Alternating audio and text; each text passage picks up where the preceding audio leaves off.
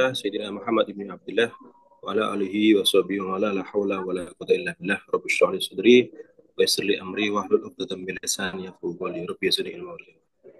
Amma ba'd. Yang kami hormati Gus Ali Zainal Muhammad atau biasa disapa atau akrab disapa Cak Ebit, okay? Dan teman-teman yang terkilat pada malam hari ini yang kami sayangi. Alhamdulillah pada malam hari ini kita berjumpa kembali dalam keadaan sehat, sehat setuju, nggih. Alhamdulillah, nggih.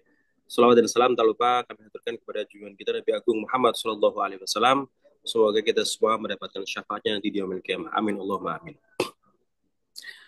Cabit, malam hari Yes, ini siap. kita temanya itu infak without limits. Yes, siap. Oke, dan kita ada beberapa topik yang nanti kita akan bahas, Cak Ibit. Yang pertama itu Yes, uh, mengenai tentang evaluasi dari World Giving Index 2023 bahwa Indonesia itu meraih peringkat pertama dalam kategori pemberian donasi dan menjadi sukarelawan nomor satu dunia. Tepuk tangan dulu buat Indonesia nih. Tetapi sayangnya Cak Ibit, sayangnya kita itu masih kurang dalam atau masih rendah nih dalam kategori menolong stranger atau orang asing, Cak. Nah, itu nanti gimana, Cak, nanti? Solusinya atau nanti yes, apa aja yang bisa jenengan jelaskan gitu. Terus yang kedua tentang ini, Cak. Unlimited giving for unlimited impact. Jadi dampak infak kita itu bagaimana bisa menjadi kemaslahatan umat yang lebih luas lagi. Jangkauannya itu lebih lebar lagi gitu, dan sustainable dan berkelanjutan gitu. Dan yang ketiga yang terakhir itu adalah menangnya tentang kepekaan kita dalam uh, kewaspadaan untuk urusan berbagi gitu, sensitivitas kita gitu. Kalau di sini uh, uh, uh, apa topiknya itu baik itu refleks, refleks itu baik gitu. Reflektif berarti ya, melatih sikap atau sifat sensitivitas atau reflektivitas kita dalam urusan-urusan berbagi itu. Nah, ini berkaca karena kita sekali lagi masih rendah dalam urusan membantu stranger. Nah, ini menurut WGI atau World Giving Index 2023. Itu, Cak. Oke, nanti menjelaskan mengenai siap. seputar itu, Cak. Nah, oke, sebelum kami berikan kepada Cak Ebit, teman-teman jangan lupa buat follow media sosial dari NU Care Layusnu, oke? Bisa follow Instagram dan X, itu akunnya NU Care underscore Layusnu, ya, Instagram. Terus fanpage Facebooknya itu PP Layusnu.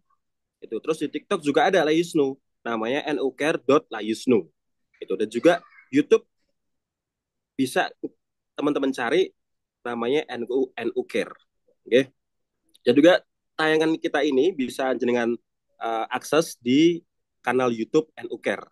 Gitu. Teman-teman juga bisa sedekah Ramadan melalui website nukare.id/Ramadan atau di berbagai kanal lainnya. Nanti bisa dilampirkan nggih neng Tika dan Sulma nggih. Terus buat teman-teman yang ingin zakat fitrah bisa jenengan berikan atau tasyarufkan ke websitenya nukare.id/program/zakat fitrah 2025. Dan kalau teman-teman ingin membantu sedekah ke Palestina, teman-teman juga bisa ke websitenya Nukare, ya, ke nukare.id/program/peduli Palestina gitu. Nukare juga nggak hanya di situ saja, teman-teman. Kalau ada yang ingin bayar fidyah atau kafarot, teman-teman bisa juga distorkan atau diberikan kepada nukare.id/program/fidyah 2025. Gitu ya, teman-teman ya. Nanti untuk lebih detailnya bisa di-share di grup di Nyantri Kilat. Ya. Baik, sebelum kita mulai ngaji kita pada malam hari ini, mari kita buka ngaji kita pada malam hari dengan bacaan umul kitab ala hadiniyah wa ala kulli niyatin sholihah wa ila hadratin Nabi Mustafa Muhammadin sallallahu alaihi wasallam. Al-Fatihah. Alhamdulillah. Bismillahirrahmanirrahim. Alhamdulillahirabbil alamin. Ya kana berdua ya kana sa'in nasratul salim suratul ladzina an'amta alaihim maghdubi alaihim waladdallin. Amin amin ya rabbal alamin. Malam ini saya nggak sendiri, Cak Abid, saya seperti biasa ditemani sama Mas Faslori nggih. Gitu. Oh, Oke, siap. untuk lebih lanjut, monggo waktu dan tempat kami berikan kepada Cak Abid. Monggo, Nah, Cak Abid. yes. Assalamualaikum warahmatullahi wabarakatuh. Waalaikumsalam warahmatullahi wabarakatuh. Yang kami hormati segenap hadirin, oh bukan hadirin ini ya, segenap hadir ot yang nyantri kilat dan lazisnu, Wanahkusubi Fikri kepada Neng Sulma dan Neng Tika, juga kepada segenap moderator dan sebagian peserta. Ini kita cukup menarik pembahasan pada malam hari ini. Ini mungkin kalau saya itu awal mikir, ya, wah ini 3 pertemuan, materi 1 jam, tapi semuanya berkaitan tentang sodako. Gitu, kan. Wah ini kalau kalau yang ngasih clue tema bukan orang yang pintar itu repot ini. Jadi kok ternyata memang dispesifikkan. Yang awal itu tentang zakat, sodakoh, yang kedua tentang sustainable, yang ketiga ini tentang kalau saya lebih boleh spesifik bicara tentang objek yang diberi. Yeah, tentang objek yang diberi. Tentang objek yang diberi. Jadi pertama gini, guys. Kalau pertama dalil sodakoh secara umum. Dalil sodakoh secara umum bahwa inna sodakoh latudfi'u an ahliha harrol kubur wa inna ma yastadhilu al mu'min yaumal qiyamah fi dhilli sodakoti. Di sini diartikan bahwa dalam salah satu hadis, sodakoh itu akan membuat, akan menghilangkan terhadap panasnya kubur bagi orang ahli kubur, bagi orang yang istiqomah bersedekah. Wa inna ma yastadhilu al mu'min yaumal qiyamah fi dhilli sodakoti.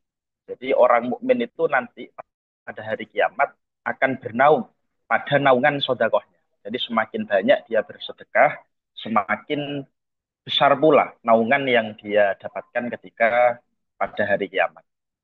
Lalu selanjutnya mohon maaf, eh, ada dalam salah satu hadis itu, ya, Nabi Muhammad, mohon maaf ya. Jadi ini bukti bahwa kenapa infak itu kita tidak boleh untuk memandang objek. Jadi siapapun yang meminta, siapapun yang membutuhkan, kita semestinya itu juga ikut andil untuk memberi. Mengapa demikian? Banyak contoh-contoh dari Nabi tentang bagaimana Nabi Muhammad itu memberikan kepada siapapun, termasuk orang asing. Misalkan dalam salah satu hadis itu ya disebutkan bahwa Nabi Muhammad ini kan malu, ya, malu ketika ada orang yang meminta pada beliau, sedangkan beliau memberikan apa namanya, membiarkan dia dalam keadaan tangan yang kosong. Ini beliau kan malu, beliau malu. Jadi siapapun yang meminta itu, siapapun pasti beliau akan beri. Makanya ini mohon maaf ya, sudah menurut saya berdasarkan hadis ini sudah menjadi sunnatullah bahwa apa, bahwa eh, eh, salah satu al ulama itu kan warasatul anbiya. Al ulama itu warasatul anbiya. Jadi yang diwariskan itu sebenarnya bukan cuma ilmu, tapi apa? Tapi tradisi banyaknya orang minta-minta ke kiai atau ulama. Makanya ini kalau sampean lihat ya, di dalamnya kiai, dalamnya gus, dalamnya ustadz, yang sekiranya kecukupan, itu tidak heran, sering sekali. Sering sekali dikunjungi oleh orang yang minta-minta, dan sepengetahuan saya, mereka ini biasanya memberi, walaupun itu cuma sedikit. Mengingat itu meniru pada baginda Nabi Muhammad Shallallahu Alaihi Wasallam. Bahkan pernah, Nabi Muhammad itu pernah pada satu kejadian, Nabi Muhammad itu pernah pada satu kejadian bahwa Nabi Muhammad itu didatangi. Bentar, bentar.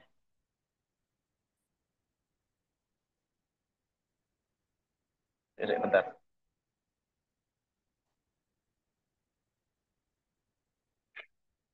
Jadi Nabi Muhammad itu didatangi, ya. Nabi Muhammad itu didatangi oleh seseorang, ya.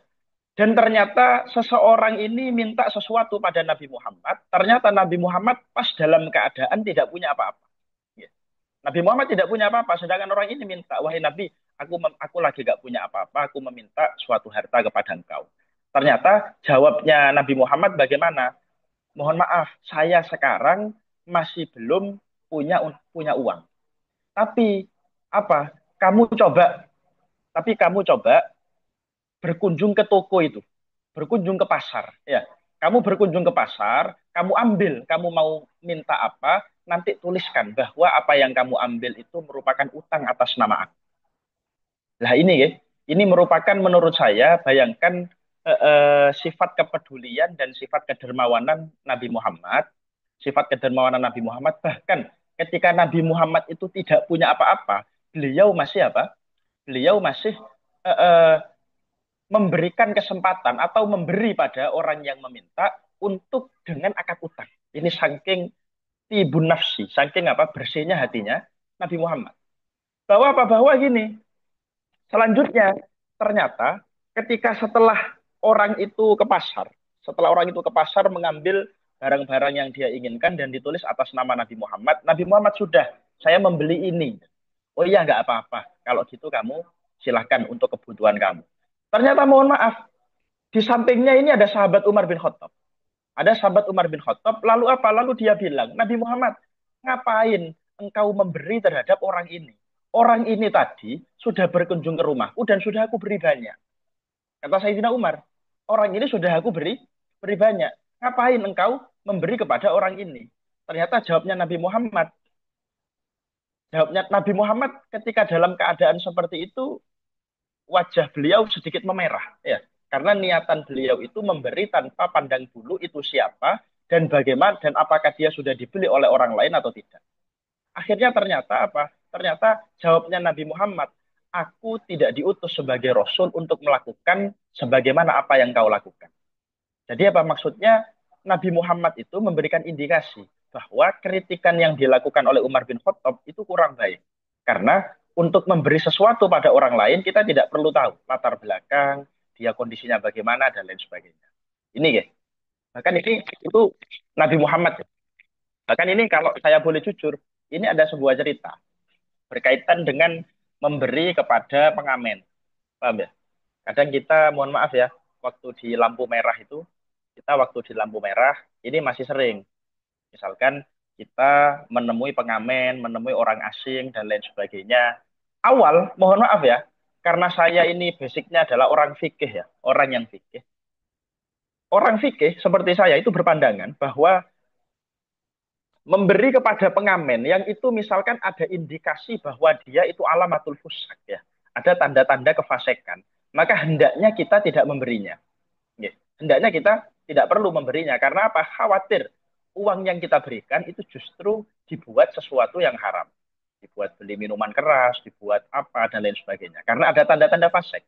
Akhirnya semenjak itu, waktu saya pulang mondok, saya nggak pernah memberikan pengamen yang pengamennya itu ada indikasi dia itu adalah orang fasik. Kalau anak kecil, ibu-ibu saya kasih. Gitu. Ternyata, mohon maaf, waktu itu saya bareng sama orang. Bareng sama orang. Setelah itu, orang ini tiba-tiba waktu ada pengamen, ditanyai, loh Mas Evit, kenapa sampean kok nggak ngasih ke apa namanya pengamen itu? Padahal kan di dashboard sampean ini ada uang 2000-an, uang untuk apa namanya biasa ya beri parkir pengamen. Ternyata jawaban saya, enggak Mas, saya takut nanti dengan alasan saya ya takut justru uangnya dibuat sesuatu yang haram. Ternyata jawabnya teman saya ini simpel. Jawabnya teman saya simpel yang membuat saya menjadi berubah pemikiran bahwa siapapun kalau minta, ayo kita beri. Ternyata jawabnya apa? Oh, berarti kalau gitu Mas Ebit ini memberi orang itu masih perhitungan. Memberi orang itu masih apa? Perhitungan. Jangan salahkan kalau sampean memberi orang lain secara perhitungan, akhirnya Allah juga perhitungan dalam memberi rezeki kepada sampean. Jadi jawabnya gitu. Lah ini ya, ini kalau istilah fikihnya kama tadi nutudan. Jadi eh, bagaimana kita apa ya? Bagaimana kita beragama? Seperti itulah Allah membalas kita sebagai orang yang penganut agama. Jadi makanya ini merupakan sekaligus ajakan ya bagi teman-teman bahwa apa bahwa kita mohon maaf selama tidak ada indikasi yakin bahwa uang yang kita berikan itu adalah uang yang dibuat untuk kemaksiatan dan lain sebagainya, maka apa? Maka ini kita jangan sampai perhitungan dan memandang terhadap orang dalam urusan memberi. Itu yang pertama. Selanjutnya, mohon maaf ya. Selanjutnya, eh, Selanjutnya tentang gini ya, sodako. Jadi ini saya ingin menjelaskan tentang mahal sodako. Objek yang dianjurkan untuk memberi sodako itu bagaimana? Jadi pertama gini, kalau dalam kitab Al-Arba'in fi Usuluddin di sana disebutkan bahwa tingkatan orang bersedekah itu ada tiga. Ya. Tingkatan orang bersedekah itu ada tiga. Yang pertama itu adalah akuya, orang-orang yang kuat dalam urusan bersedekah. Ya. Orang yang kuat. Orang yang kuat itu bagaimana? Wahum alladzina anfaqu jami'a ma muliku walam yadakhiru li anfusim syai'an.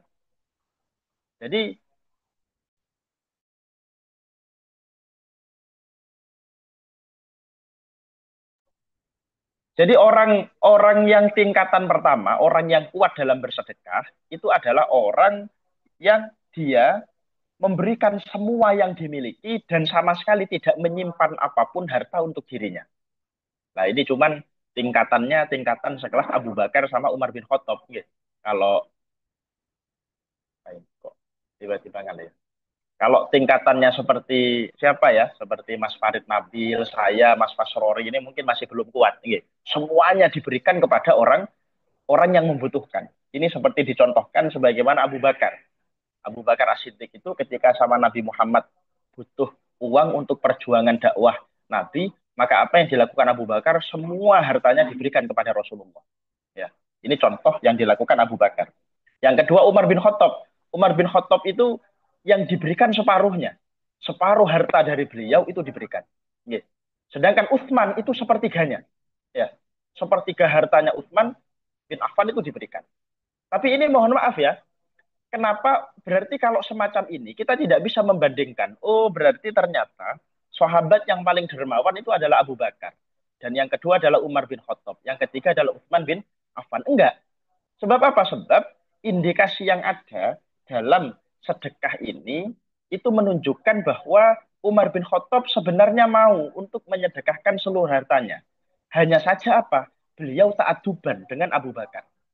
Beliau itu apa ya? Menjaga tata krama kepada Abu Bakar agar apa? Agar merasa bahwa dirinya itu ada di bawah Abu Bakar. Sebaliknya Utsman bin Affan juga merasa seperti itu. Kita tahu Utsman bin Affan ini merupakan salah satu saudagar. Beliau asalnya kalau menyedekahkan semua hartanya itu beliau berkenan. Hanya saja beliau lebih memilih menyedekahkan seperempat hartanya karena apa? Untuk ta'aduban, menjaga tata krama kepada siapa? Kepada Umar bin Khattab dan Abu Bakar As-Siddiq. Itu yang tingkatan pertama. Tingkatan yang kedua itu adalah al-mutawassitun. Al-mutawassitun, orang yang tengah-tengah. Mereka adalah orang yang tengah-tengah ini adalah orang yang menyedekahkan hartanya, yang apa ya? Dia menyedekahkan hartanya, hanya saja dia menyimpan sebagian harta untuk sewaktu-waktu dia membutuhkan untuk dibuat sedekah atau kebutuhannya. Jadi, jadi, jadi kalau makanya kalau kita boleh terus terang ya, kita kan sekarang ada itu namanya financial freedom itu ada ya. Katanya financial freedom itu hitung-hitungannya bagaimana? Misalkan dia sekiranya hasil dari depositnya itu mampu mencukupi hidupnya selama 1 tahun dan lain sebagainya. Ya, ini hal semacam ini sebenarnya kalau kita boleh jujur itu merupakan bentuk apa ya? Bentuk perhitungan jeli terhadap urusan duniawi. Ini kalau menurut semangat Islam yang sangat menganjurkan bersedekah dianggap sebagai sesuatu yang kurang baik. Ini merupakan tingkatan kedua al-mutawassitun. Ya. Walakin amsakuhu lalit tanaum balil infak inda zuhuri muhtajin ilaih. Jadi dia itu menyimpan sebagian hartanya, tujuannya bukan untuk foya-foya, bukan untuk nikmat-nikmat. Tapi apa? Tapi tujuannya adalah untuk apa? Untuk diberikan jika sewaktu-waktu ada orang yang membutuhkan. Ini tingkatan kedua. Dan tingkatan yang ketiga, ini adalah abdu afa. Tingkatan orang-orang yang orang-orang yang lemah ya. Yaitu apa? Al-muqassirun ala ada zakat al-wajibah fala yaziduna 'alaiha. Jadi dia adalah orang yang hanya terbatas memberikan kepada orang hanya terbatas memberikan harta zakat saja yang wajib. Selain yang wajib dia tidak memberikan apapun. Jadi Jadi dia kalau ada orang minta sedekah ya sudah dia kurang begitu menggubris. Nggih. Yang penting zakat, kafaroh, fidyah dan lain sebagainya saya bayar. Nah, ini merupakan tingkatan yang kurang baik yang itu ada di bawah. Nah, ini pertama. Ini tingkatan zakat. Lalu selanjutnya kalau kita melihat secara umum, secara konsep awal sodakoh, sedekah, itu kan kita tidak boleh. Kita tidak boleh memandang orang ketika memberi. Tapi ketika disuruh memilih, sedekah yang paling utama itu objeknya pada siapa? Ya, objeknya pada siapa? Dalam hal ini para ulama terbagi menjadi dua pendapat. Pertama, objek yang paling utama untuk diberikan itu adalah anta takhayyara li shadaqatika mahallan tazku bi as-shadaqah wa huwa al-muttaqi al-alim alladhi yasta'inu biha ala taatillah ya. Yang pertama berpandangan bahwa sedekah itu yang paling utama itu diberikan kepada orang yang dia merupakan orang yang alim, orang yang bertakwa dan kebetulan dalam keadaan membutuhkan. Sebab apa? Sebab dalam salah satu makalah disebutkan nikma malus soleh li rojulin soleh. Ya. Harta yang paling baik itu adalah harta yang ada pada orang yang soleh. Nah, ini makanya insya Allah Ning Sulma, Ning Tika kalau bingung nyari tempat buat sedekah, insya Allah Mas Fasrori, Mas Farid Nabil ini siap ya. Karena beliau berdua ini alumni Lirboyo, wis jelas ya terbukti kalau apa namanya merupakan orang yang tazku bihi as-sodakoh, yang membersihkan. Ya. Cuman ada salah satu hal yang menarik, ya. Dalam kitab Arba'in fi Usuluddin ini ada salah satu yang menarik. Salah satu adab dalam bersedekah itu jangan menganggap bahwa kita atau ya Ning Sulma atau Ning Tika yang menyedekahi pada Gus Fasrori ya, itu memandang orang yang menerima sedekah itu dianggap remeh, jangan.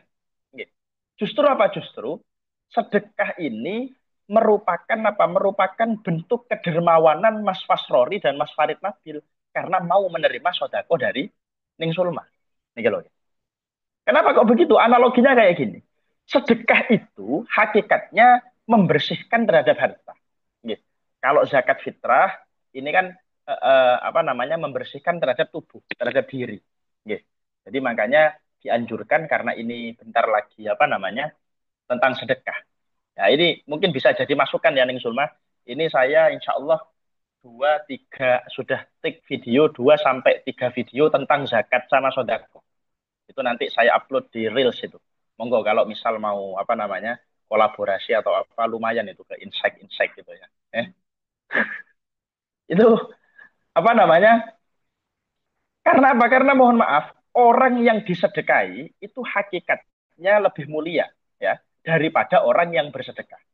Secara hakikat. Gitu. Tapi secara pahala tetap lebih besar orang yang bersedekah. Mengapa demikian? Karena mohon maaf, kalau oleh Imam Al-Ghazali itu diibaratkan semacam ini. Jadi apa?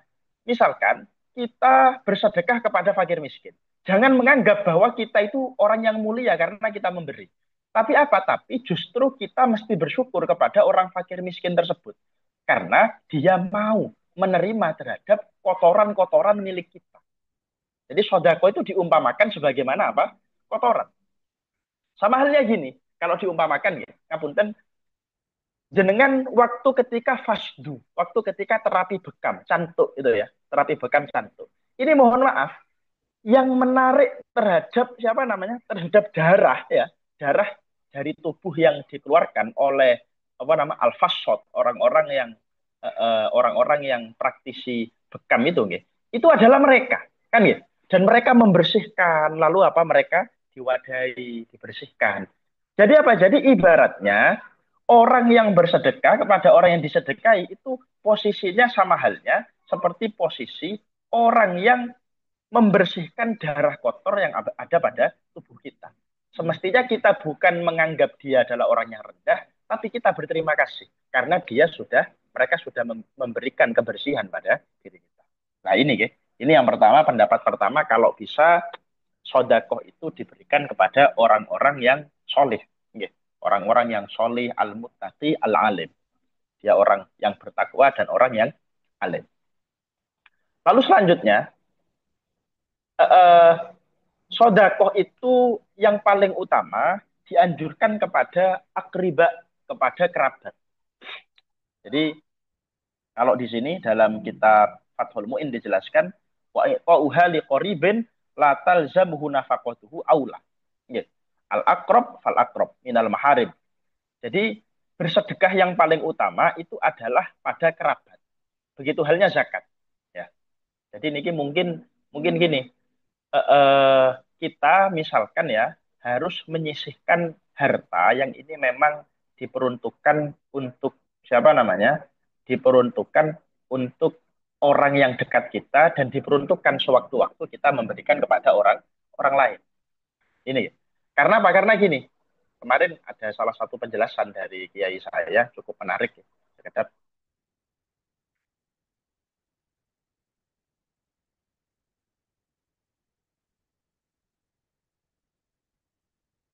gini ya.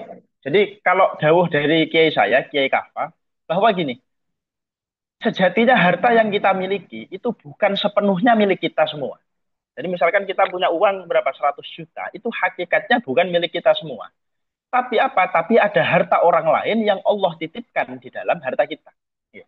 Ada harta orang lain yang dititipkan oleh Allah dalam harta kita. Berdasarkan apa? Berdasarkan salah satu ayat, wa fi amwalihim haqqul lisaili wal mahrum. Gitu ya. Wa fi amwalihim haqqun lisaili wal mahrum. Dan di dalam harta mereka ada hak bagi orang lain yang meminta dan orang lain yang tidak meminta. Baik orang itu meminta ataupun orang itu tidak meminta, itu apa? Itu tetap harta kita itu hakikatnya sebagian menjadi milik mereka. Sedangkan apa? Itu dititipkan oleh Allah. Kan gitu, gitu. Jadi itu makanya gitu. Makanya kalau kita melihat ada pengamen, ada orang apa namanya? Minta-minta dan lain sebagainya, itu pola pikir kita jangan uang kita itu berkurang dengan memberi. Tapi pola pikir kita bagaimana? Pola pikir kita, oh ternyata Gusti Allah itu nitip no rezeki orang ini dari kita. Oh, jadi Gusti Allah itu menitipkan rezeki untuk orang ini kepada kita. Akhirnya kita memberikan uang kita kepada dia. Nah, ini ya. Sedangkan apa? Sedangkan kerabat yang paling utama untuk disedekahi adalah kerabat yang kita tidak ada kewajiban menafkahinya. Ya. Kerabat yang kita tidak ada kewajiban untuk menafkahinya. Misalkan ya, mohon maaf kepada keponakan kita. Keponakan kita ini kebetulan kita nggak wajib menafkahi. Maka apa? Maka kita memberikan uang kepada siapa ya? Anak kita atau orang tua kita yang wajib kita nafkahi. Tapi kalau urusan sedekah, ini masih lebih utama kita memberikan kepada kerabat yang dia tidak wajib untuk dinafkahi. Nah, ini kalau secara urutan ini ada itu ya. Mahram dulu. Kalau bisa yang mahram berarti kakak adik. Kalau adik kakaknya minta sesuatu sampean kasih. Adik sampean minta sesuatu sampean kasih. Nggih. Ketika memang kita nggak wajib menafkahi dia. Lalu selanjutnya zaujah kepada apa? Istri. Kalau kaitannya sama sedekah. Kaitannya sama sedekah. Lalu selain mahram, lalu selanjutnya saudara dari jalur ibu, dari jalur ayah, dan selanjutnya mertua. Nah, ini merupakan runtutan yang dijelaskan oleh kitab Fathul Mu'in.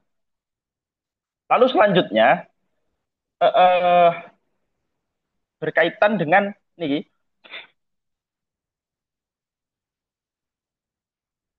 dampak infak untuk kemaslahatan umat yang lebih luas dan berkelanjutan.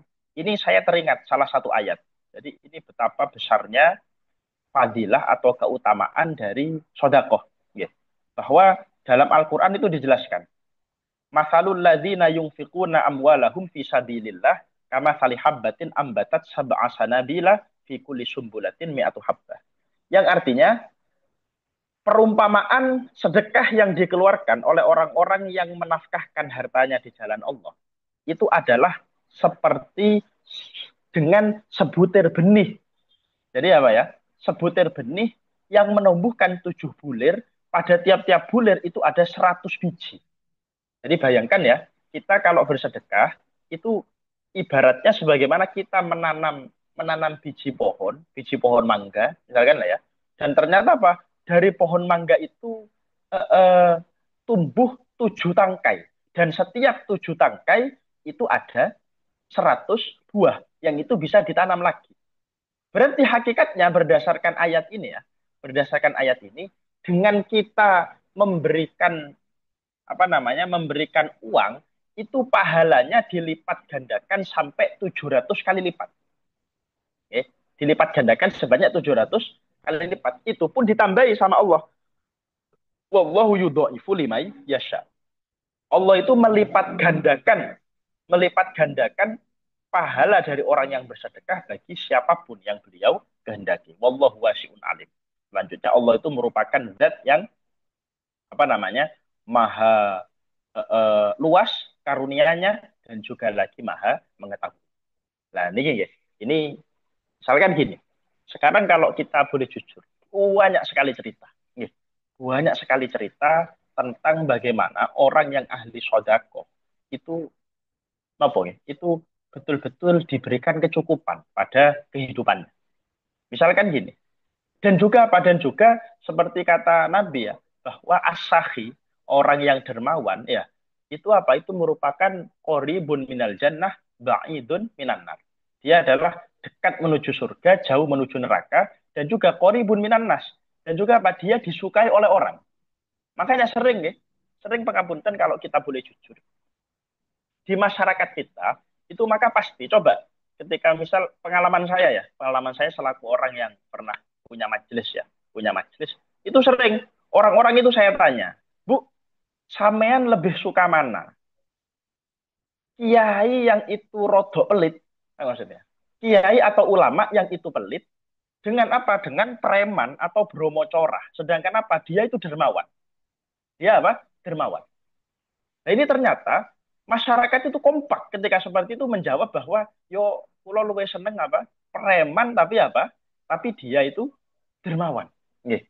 Nah ini sekaligus contoh ya bagi seperti Mas Farid, Mas Fasrori selaku tokoh masyarakat gitu ya. Cuman kalau levelnya masih cuman ngimami tahlil saja masih belum dikatakan tokoh masyarakat. Jadi masih dikatakan toko masyarakat, bukan tokoh, toko masyarakat. Niki napa niku kalau bisa dakwah kita ya kan ya, dakwah kita itu adalah dakwah yang apa namanya, dakwah bilhal. Dakwah bilhal itu lebih efektif. Jadi bagaimana ketika kita ada momen ya, momen untuk bersedekah, maka apa? Maka kita upayakan untuk sedekah sebagai wujud itu, sebagai wujud apa namanya, wujud supaya kita lebih disukai oleh banyak orang. Gitu. Jadi untuk menjadi tokoh itu salah satu syaratnya bagaimana sekiranya kita disukai oleh banyak orang, dan cara paling efektif itu adalah apa? Bersedekah. Bersedekah. Lalu bagaimana menurut bagaimana cara membiasakan sekiranya orang itu bisa bersedekah secara konsisten dan istiqomah? Di sini saya menghimpun setidaknya ada 4 cara ya.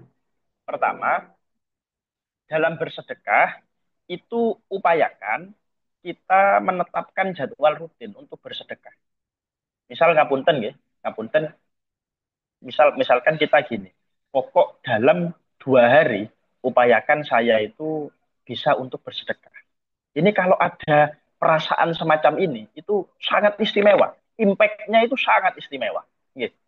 Jadi saya sering menemui orang yang dia itu punya kebiasaan bagaimana sekiranya tiap hari dia bersedekah. Dan ternyata yang saya lihat hidupnya dia ini rata-rata kecukupan.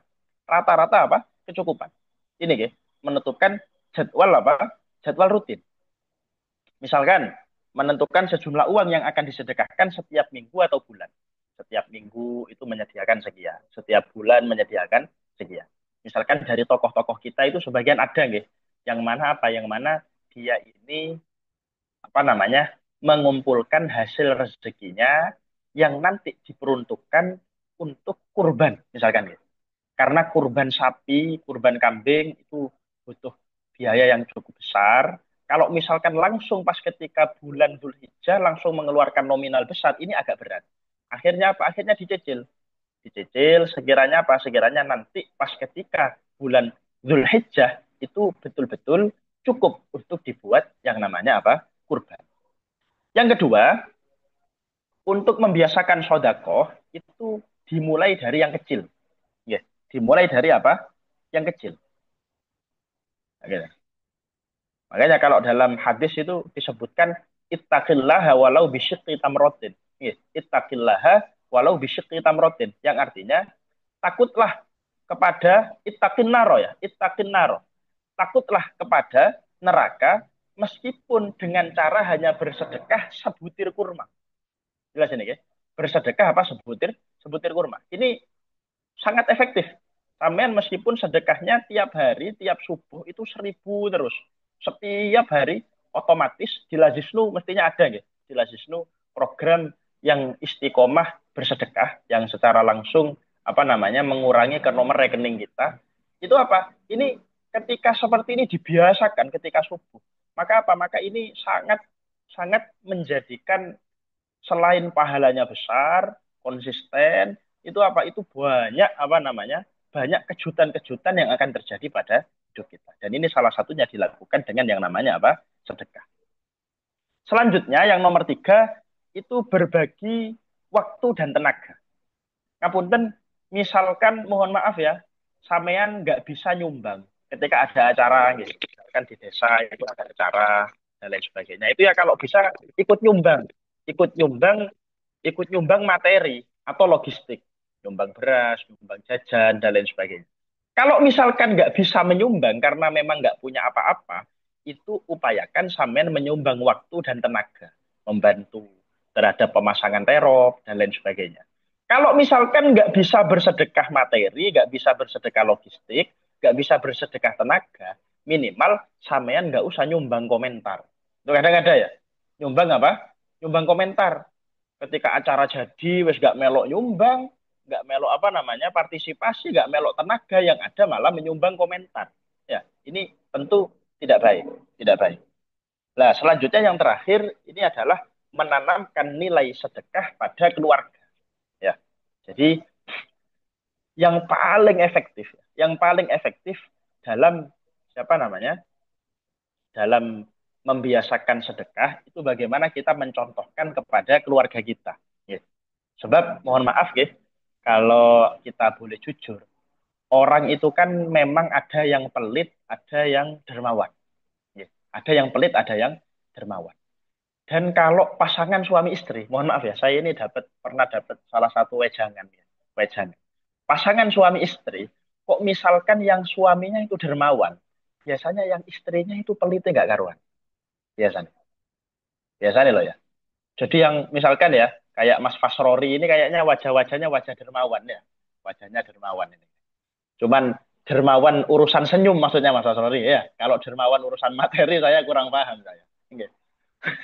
Ini kenapa? Kalau yang laki-laki dermawan, ini biasanya, mohon maaf ya, karena pernikahan itu biasanya seimbang.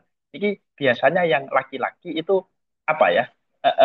Cukup gegem. Cukup itu apa? Cukup gegem. Sebaliknya kalau yang laki-laki itu dermawan, yang perempuan itu biasanya ketat. Ini biasanya. Dan apa? Dan mohon maaf, kedermawanan. Ini kalau menurut kitab Ihya, kedermawanan itu sangat ditentukan oleh yang namanya genetik. Ampun nih, kedermawanan itu sangat dipengaruhi oleh faktor genetik. Sebab apa? Sebab kalau kata hadis Nabi itu kan ada ya, salah satu hadis yang menyebutkan takhayyaru linutofikum fa'inal irqa dassas. Itu aja. Takhayyaru linutofikum fa'inal irqa dassas. Yang artinya apa? Selektiflah dalam memilih tempat bagi benih keturunan kamu. Maksudnya dalam memilih istri atau memilih suami. Selektiflah. Karena apa? Karena baik buruknya keturunan kamu itu sangat bergantung sama, mohon maaf, sperma dan sel telur dari orang tuanya. Nah, ini merupakan salah satu nasihatnya Nabi. Jadi kalau kita misalkan melihat, misalkan siapa lagi deket sama laki-laki, kok itu ya, ciri-cirinya dia itu kok sedekah, ngasih hadiah, dan lain sebagainya, ini sangat merupakan menjadi pertanda bahwa nantinya kok saya nikah sama orang ini, kemungkinan keturunannya menjadi orang-orang yang dermawan. Nggih. Sebaliknya, kalau misalkan nemu orang kok dia itu pelit sekali, nggih. Dia itu pelit sekali. Niki nopo niki sampai-sampai saking pelitnya, misalkan ya, mau ngeluarin uang 100.000 aja, 100.000-nya dikemiteni dek saya. Paham nggak? 100.000-nya itu apa? dikemiteni. Niki nopo niki ketika dalam kondisi semacam ini kalau bisa jangan karena itu apa sangat mempengaruhi terhadap siapa anak turun kita berkaitan tentang kedermawanan dan kekikiran. Nah, niki berbicara tentang itu, tentang apa pelit ya, tentang urusan pelit. Ini ngapunten kalau dalam Al-Qur'an itu ada dua mufrodat ya, berkaitan dengan orang yang bakhil. Ya. Orang yang bakhil atau orang yang pelit, orang yang kikir itu ada dua. Yang pertama itu adalah bakhil atau bukhlun. Ya. Bakhil atau bukhlun. Bakhil ini itu adalah orang yang dia itu pelit ketika mau memberi pada orang lain. Tahu nggak maksudnya ya? Misalkan nih ada acara di masjid dan lain sebagainya, tahu bahwa di sampingnya apa namanya dia adalah orang yang salah satu orang yang dekat dengan masjid. Mestinya waktu tadarusan itu ngasih kopi, ngasih apa, tapi dia nggak mau, nggak peka dia nggak peka. Ini merupakan kategori orang yang bakhil. Atau misalkan di sini yang ikut acara ini ya, ikut acara sudah acaranya gratis, difasilitasi sama Lazisnu, tapi kok saya nggak gelem donasi ke siapa? Lazisnu lah ini patut dia apa ya? Patut disayangkan ini. Kan leres ngoten nggih, kira-kira gitu. Patut disayangkan. Wah, ini saya sudah dapat ilmu, mestinya apa? Sebagai wujud self reward saya, apa? Sebagai wujud reward saya kepada penyelenggara adalah apa? Kita ikut berdonasi kepada siapa namanya? Lazisnu. Kalau misalkan Lazisnu sudah terlalu banyak untuk menerima donasi, insya Allah moderator-moderator ini siap menerima semua ini, insya Allah.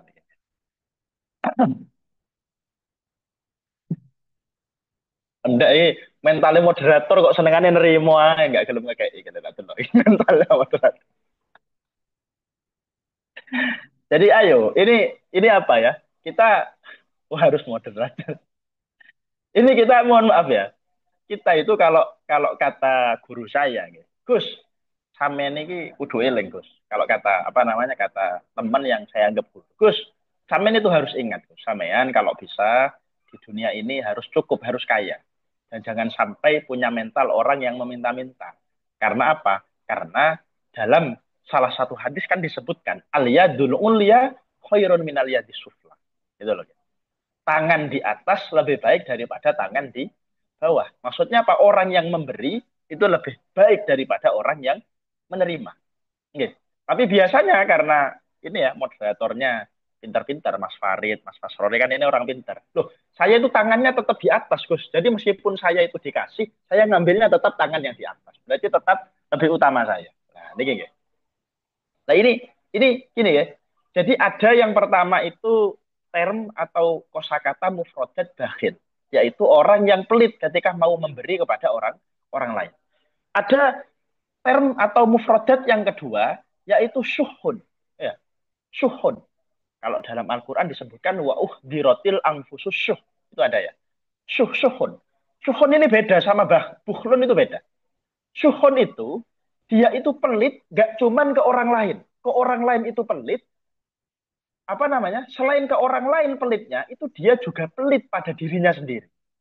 Dia juga pelit pada dirinya sendiri. Misalkan mohon maaf, dia baru dapat rezeki, kepengen self reward mau beli bakso. Tahu nggak? Mau beli apa? Bakso. Wah, ini aku seharian makannya cuma tahu tempe terong. Ini mestinya saya apa? Sekarang aku kok pengen bakso. Aduh, enggak lah. Saya nggak beli bakso, eman-eman uangnya, mending saya tabung. Nah ini biasanya mohon maaf, ini rasa hematnya kita, takdir. Kalau dalam istilah Arab itu takdir. Hematnya kita kepada diri kita, itu memang ada yang baik, ada yang buruk. Kok sampai kita mohon maaf ya, pada diri kita itu hemat, ketika kita mau memberi juga pelit. Kita mau memberi pada orang lain juga apa? Pelit. Maka ini mohon maaf, na'udzubillah, kita bisa jadi termasuk dari golongan syahih. Syahih itu orang yang apa namanya? Orang yang kikir.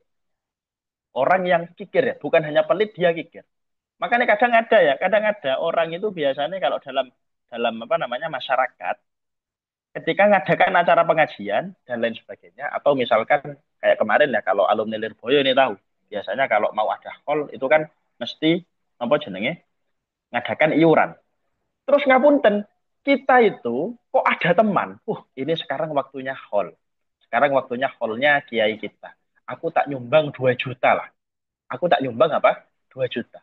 Nah ini ngapunten, ada orang dermawan, sampean yang tidak nyumbang apa-apa, justru protes atau komplain ke orang yang nyumbang.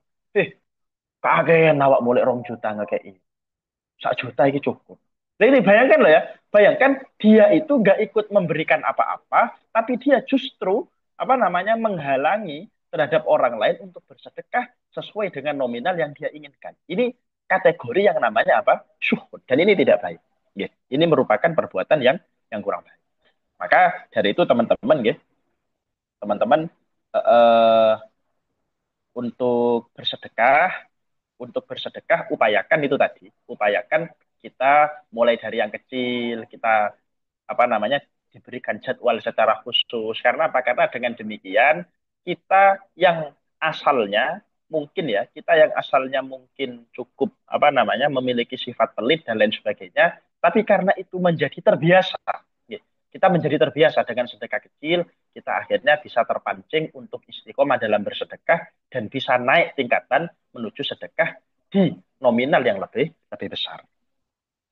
Nah, niki, selanjutnya niki tema yang terakhir ini ya, baik itu refleks, refleks itu baik atau melatih kepekaan dalam berbagi. Ini berkat lemahnya angka helping stranger. Jadi memang mohon maaf ya, kebaikan itu ada kalanya yang refleks, ada kalanya masih dipaksakan. Ada kalanya masih dipaksakan. Dan ini seperti kata saya tadi, tidak lepas dari pengaruh genetik. Pengaruh genetik. Kalau dia keturunan dari orang yang dermawan, maka pasti apa namanya dia juga ketularan orang tuanya untuk menjadi orang yang dermawan. Dan ketika kebaikan kita itu mesti refleks. Mohon maaf ya, mohon maaf. Misalkan gini, tingkat kedermawanan kita itu coba dilatih bukan hanya ketika kita mau berbagi atau tidak. Tapi apa? Tapi bisa jadi dilatih ketika kita nemu postingan atau feed yang itu tentang urusan sedekah. Kita kira-kira sih peduli atau langsung skip nih. Misalkan ya kita nemu reels yang itu kaitannya sumbangan sedekah, kok kita langsung skip? Wah ini hati-hati itu ya. Itu hati-hati, berarti jenengan itu refleks untuk menjadi orang yang kikir. Naudzubillah. Ketika kayak gitu minimal kalau nggak bisa nyumbang, kita coba perhatikan terus nyumbang like. Paham nggak maksudnya? Nyumbang apa? Nyumbang like. Karena apa? Karena itu kebaikan itu adalah sesuatu yang refleks. Dan mohon maaf ya, mohon maaf, di samping kita itu apa namanya kita itu tidak boleh untuk melihat terhadap objek dalam bersedekah, kita mohon maaf upayakan menjadi orang yang punya kepekaan terhadap orang yang dulu pernah berjasa bagi kita. Misalkan guru kita, kita tahu ternyata guru kita sekarang ekonominya kok sedang tidak baik-baik saja. Ini ayo kita bikin inisiatif. Bagaimana sekiranya kita bisa membantu terhadap apa yang dibutuhkan oleh guru kita. Jadi pembantuannya banyak, bukan cuma bantu soal finansial, bukan cuma bantu soal materi, tapi apa? Membantu itu bisa jadi membantu dengan memberikan jalan. Jadi memberikan apa? Memberikan jalan. Misalkan mengenalkan guru kita kepada orang yang dia berkemungkinan besar bisa membantu terhadap ekonominya. Ini salah satu wujud yang konkret dalam kita membantu orang lain. Makanya teman-teman dari beberapa penjelasan yang Pulau jelaskan tadi, mungkin secara umum bisa disimpulkan bahwa Nabi Muhammad banyak contoh dari Nabi bahwa beliau itu dalam memberi tidak melihat terhadap latar belakang orang yang meminta. Siapapun orang yang minta, walaupun dia sudah meminta kepada orang lain, walaupun dia itu nggak kenal, Nabi Muhammad itu terus tetap saja memberi. Sebab apa? Sebab Nabi Muhammad itu malu ketika membiarkan orang yang meminta pada beliau dan mereka pulang dalam keadaan tangan kosong. Itu. Yang kedua, beliau bahkan Nabi Muhammad itu ketika ada orang yang meminta sedangkan beliau tidak punya uang sama sekali, beliau menyuruh orang itu untuk ke pasar dan mengambil kebutuhannya. Kalau misalkan kalau dicontohkan pada konteks kita sekarang, misalkan seperti Mas Farid Nabil kan, insya Allah kapan jadi kiai besar itu ya, kiai besar.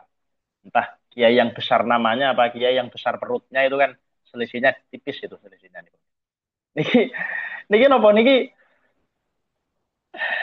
itu kok ada orang yang minta, kebetulan tidak jauh dari rumahnya itu ada Indomaret. Oh ya sudah, ngapunten Pak, saya lagi nggak punya apa-apa, tapi sampean ke Indomaret, tahu nggak maksudnya ya? Atau ke toko, itu sampean catat utang atas nama saya. Ini seperti yang dicontohkan baginda Nabi Muhammad SAW. Nah, ini kok itu mungkin sepintas yang kami jelaskan, ini sudah sekitar 50 menit ya, 50 menit, dan insya Allah cukup seru ini ya, cukup seru, dan semoga ini doa saya ya, kok moderator itu kayaknya mancing-mancing supaya dapat donasi terus ini kalau saya lihat ini ya. Moga-moga dari hadirin yang di sini betul-betul ada yang mewujudkan gitu. Apalagi insya Allah hari ini atau kemarin itu pas malam Lailatul Qadar kan gitu gitu. Itu Ya, pahala apa namanya? Pahala sedekahnya dilipat gandakan jadi sedekah 1.000 bulan. Nah, 1000 ini bulan. gitu. Masya Allah. Terima kasih Gus. Siap, Bisa siap. menyimpulkan dulu nggih. Monggo, Ini monggo, monggo. Iya. penjelasan Gus Ebit ini sangat luas sekali nggih teman-teman, sangat jelas dan sangat luas sekali. Sementara yang bisa saya simpulkan dari yang dingendikake Gus Ebit tadi, yang pertama adalah sedekah itu akan memadamkan panasnya kubur dan akan menaungi kita di hari kiamat. Jadi misal kalau di kubur itu kan jenengan kan pikir-pikir juga kan kalau mau pasang AC atau apa di kuburan kan eman nggih. Akhirnya lah itu lewat sedekah nanti biar kuburan kita dingin sejuk itu dengan sedekah, dan di hari kiamat nanti sudah tidak ada jasa pasang AC, akhirnya ya kita harus bersedekah sejak hidup sekarang nggih. Terus infak ini atau sedekah ini seperti yang dicontohkan Nabi tadi tidak memandang siapa penerimanya dan bagaimana latar belakangnya. Bahkan Nabi Muhammad itu kalau dimintai apapun itu, kalau beliau itu malu kalau menjawab tidak punya atau tidak bisa memberi. Saking saking welas asihnya Kanjeng Nabi kepada umatnya, bagaimanapun latar belakangnya. Jadi mungkin bagi para jomblo-jomblo ini yang pengen meminta pasangan itu nanti tawasulnya kepada Kanjeng Nabi diperbanyak lagi. Bisa jadi nanti sama Kanjeng Nabi dikasih, insya Allah. Ya. Terus ulama itu termasuk warasatul anbiya, jadi jangan heran ketika nanti Anda semua ada yang jadi kiai, kok banyak yang sowan, yang minta-minta, itu karena Kanjeng Nabi dulu pun pas zaman beliau masih hidup itu sering disowani, sering dimintai. Nah, terus ini yang saya paling suka tadi Gus, jenengan ngendika tadi loh. Jika kita masih perhitungan memberi orang lain, jangan salahkan jika Allah juga perhitungan memberi kita. Nah, itu. Jadi jangan perhitungan ketika memberi orang lain, biar Allah itu kalau memberi kita itu juga tidak perhitungan. Nggih, neng sulma kali neng tika nggih. Ah, terus ada beberapa tingkatan orang yang bersedekah yang dijelaskan Gus Ebi tadi. Yang pertama adalah akwia atau orang-orang yang kuat dalam bersedekah ini tidak memandang siapa yang disedekahi dan tidak memandang berapa nominal yang diberikan. Jadi semuanya diberikan, tidak eman-eman, tidak sayang dengan hartanya. Jadi langsung diberikan semua. Seperti halnya sahabat Abu Bakar, sahabat Umar, dan sahabat Utsman ini termasuk orang-orang yang akuya. Yang kedua adalah mutawasitun, orang yang tengah-tengah, yaitu orang yang sebagian hartanya disedekahkan, tapi sebagian yang lain disimpan jika sewaktu-waktu ada orang lain lagi yang membutuhkan. Jadi memang disimpannya untuk diberikan lagi, tapi mbok menawa besok ada orang yang membutuhkan lagi, tidak dihabiskan untuk disedekahkan dalam sekali waktu. Terus yang ketiga adalah duafa. Ya, barangkali kita semua ini kebanyakan duafa adalah orang-orang yang bersedekahnya ini hanya sedekah-sedekah yang wajib saja, seperti halnya zakat itu. Nah, itu tingkatan orang yang bersedekah. Ada tiga akuya, mutawasitun, tengah-tengah, dan juga duafa atau orang yang lemah dalam sedekah. Terus siapa saja yang berhak menerima sedekah? Dari Kusabi tadi dijelaskan ada dua pendapat. Yang pertama, pendapat pertama adalah diberikan kepada orang yang soleh, alim, bertakwa, dan membutuhkan. Nah, jadi orang soleh, orang alim, orang bertakwa dan membutuhkan. Ini karena orang-orang yang saleh, alim dan bertakwa ini akan menggunakan hartanya dengan sebaik mungkin. Nah, harta yang diterima dari sedekah itu akan diberikan, akan digunakan sebaik mungkin. Lalu pendapat yang kedua yang dijelaskan Gus Ebit tadi yang dinukil dari kitab Fathul Mu'in adalah kerabat. Dan yang kerabat yang paling utama adalah kerabat yang tidak wajib dinafkahi. Kalau nafkah itu kan sudah wajib, nggak perlu ada sedekah kan. Kalau nafkah itu kan sudah wajib. Lah, tapi kalau sedekah yang utama adalah kerabat yang tidak wajib dinafkahi seperti mahram, saudara dari jalur ayah atau ibu atau mertua. Ini dari kitab Fathul Mu'in. Um, Sedekah juga diibaratkan seperti menanam pohon, satu pohon yang pohonnya ini memiliki 7 tangkai dan setiap tangkai itu berbuah 100 buah. Nah, bayangkan jika Anda bersedekah 10 kali, Anda punya 10 pohon yang setiap pohonnya itu ada 7 tangkainya, yang setiap tangkainya itu berbuah 100 buah. Jadi satu pohon itu ada 700 buah. Itu kadar minimal. Seperti yang ingin Kak Gus Abi tadi. Allah akan melipat gandakan semau Allah. Nah, itu mungkin tergantung keikhlasan kita juga. Nah, terus bagi beberapa orang yang ingin menarik minat orang lain gitu, seperti dalam halnya dakwah, itu salah satu cara yang efektif adalah dengan cara sedekah. Dicontohkan kiai yang pelit sama preman yang dermawan, kebanyakan orang akan lebih suka preman yang dermawan. Nah, seperti itu. Terus ada beberapa cara yang bisa digunakan untuk membiasakan diri kita supaya mudah atau supaya ringan, entengan dalam bersedekah. Misal kita uangnya sebenarnya rodok pelit, sadar diri gitu. Bagaimana caranya kita untuk membiasakan sedekah? Yang pertama membuat jadwal rutin. Nah, membuat jadwal rutin. Jadi misal kalau yang laki-laki biasa kan Jumatan, kalau Jumatan itu kan ada kotak mubeng gitu ya, ada kata muter itulah, itu minimal memasukkan seperti itu. Atau kalau yang dicontohkan ke Sabit, 2 hari sekali atau 3 hari sekali. Jadi kalau udah jadi kebiasaan itu kan ringan. Kemudian yang kedua dimulai dari yang kecil, jadi nggak harus sedekah langsung banyak. Bisa sedikit-sedikit, dimulai dari yang kecil. Misal donasi kemana, Gus Farid misal pasang open donasi gitu. Ya 1.000 kalau dikali 1.000 orang kan jadi 1 juta nggih. Nah, itu kan lumayan nggih Gus Farid nggih. Lumayan sekali itu. Wah, Gus Farid ya. Kemudian ketika tidak mampu untuk menyedekahkan harta bisa berbagi waktu atau menyedekahkan waktu dan juga tenaga. Jadi selain senyum kita juga bisa berbagi waktu dan tenaga. Kalau senyum itu kan ya kita ketemu orang perengut-perengut emang nggak suka. Tapi kalau cukup senyum tok itu ya kurang membantu lah. Minimal ya tenaga dan juga waktu. Misal ada kerja bakti di lingkungannya, ada tetangganya yang sedang membangun rumah atau apa itu kita bisa membantu lewat tenaga. Kalau kita memang nggak bisa membantu lewat harta. Terus yang terakhir yang disebutkan Gus Ebi tadi yang bisa saya simpulkan ada 2 kategori pelit. Ada kategori pelit yang syuh atau syahih. Itu orang yang pelit pada dirinya sendiri, apalagi orang lain gitu loh. Sama dirinya sendiri aja eman-eman, apalagi kepada orang lain. Atau biasa kita sebut dengan kikir. Kemudian ada orang yang bahil. Kalau orang bahil ini hanya pelit pada orang lain. Nah, dari sini eh, yang bisa saya simpulkan dan semoga kita termasuk orang-orang yang bisa menjadi orang yang dermawan dan rutin sedekah. Nggih Gus Farid nggih, Neng Sulma dan Neng Tika nggih. Semoga kita menjadi orang-orang yang bisa aktif bersedekah, tidak pelit dan menjadi orang yang loman supaya nanti tanpa perlu AC kuburan kita sudah sejuk, tanpa perlu kipas angin, nanti di hari kiamat kita bisa dinaungi oleh sedekah yang kita lakukan di dunia semasa hidup. Begitu. Ini Gus Farid barangkali jenengan bisa membacakan beberapa pertanyaan ini. Enten pertanyaan Gus Ebit. Oke, Bacakan Gus Farid mau Gus Farid. ya Pak Sosri. Oke. Yang pertama ini pertanyaan dari Mbak Aira, Cebit. Oke, monggo, Ini monggo. lumayan panjang ini, Ge. Ini dari Mbak Aira, apa zakat mal dari profesi itu hukumnya wajib ain atau tidak? Gitu. Uang tabungan ini diinvest di saham, misal di saham 300 juta, kan baru dalam bentuk portofolio, belum real uang cash. Misal tahun ini saya keluarin zakat mal, tapi ternyata tahun depan sahamnya turun jadi 200 juta, tiap tahun dapat dividen, tapi dividen sama besaran zakatnya lebih besar zakat yang harus dikeluarkan. Jadi seperti tidak terima dividen, dividen ya bacanya ya rasanya. Kadang juga ada rasa kadung tahun kemarin zakat ternyata tahun ini turun sahamnya.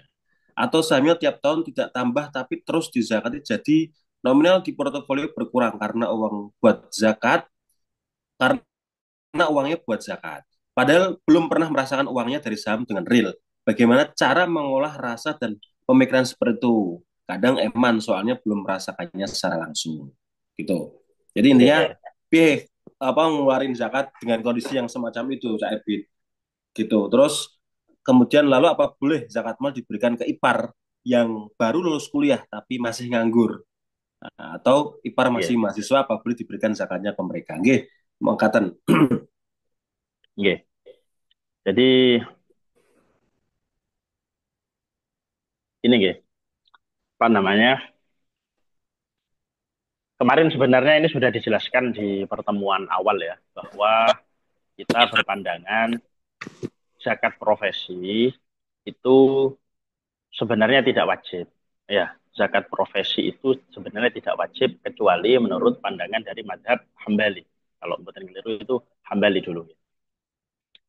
Nah, dan yang cuman beda ya, kalau tadi pertanyaannya kok profesi, selanjutnya kok tiba-tiba tabungan saham. Ini kan persoalan yang beda. Kalau yang tabungan saham dan lain sebagainya tadi, ini mungkin bisa kita simpulkan bahwa nominal yang dizakati, jadi samen wajib zakat itu ketika uang yang samen miliki sudah dimiliki secara komplit selama 1 tahun. Ingat ya, bukan berarti ketika samen tiba-tiba dapat uang, gitu. Kayak misal siapa? Misalkan Gus Fasrori tiba-tiba dapat uang 300 juta. Dari siapa? Dari Ning Sulma misal. Ini aku kok ketokane regete regete apa namanya kotoran harta saya ini terlalu banyak. Ini aku tak zakati 300 juta langsung. Ini kan jelas 300 juta itu kan langsung merupakan nominal yang sesuai dengan nisab zakat. Nggih. Tapi apa tapi perlu kita ketahui bahwa zakat yang kita lakukan itu bukan pas ketika kita mendapatkan uang, bukan. Biarkan dulu uang itu, baru ketika 1 tahun, ketika sudah 1 tahun, kok ternyata nominalnya masih senilai dengan uang apa nisabnya zakat emas, maka wajib dizakati sesuai nominal itu. Sehingga mohon maaf, kesalahan panjenengan tadi, panjenengan menzakatinya di awal. Mestinya apa? Mestinya ketika semacam itu ya, sampean biarkan dulu ketika sahamnya turun. Jadi yang dizakati, makanya saya kemarin bilang ya, nominal yang dizakati itu bukan nominal yang paling besar dalam portofolio sampean selama 1 tahun, bukan. Tapi yang dizakati adalah nominal yang paling kecil selama 1 tahun. Jadi kok misalkan ya, sampean naruh uang 300 juta.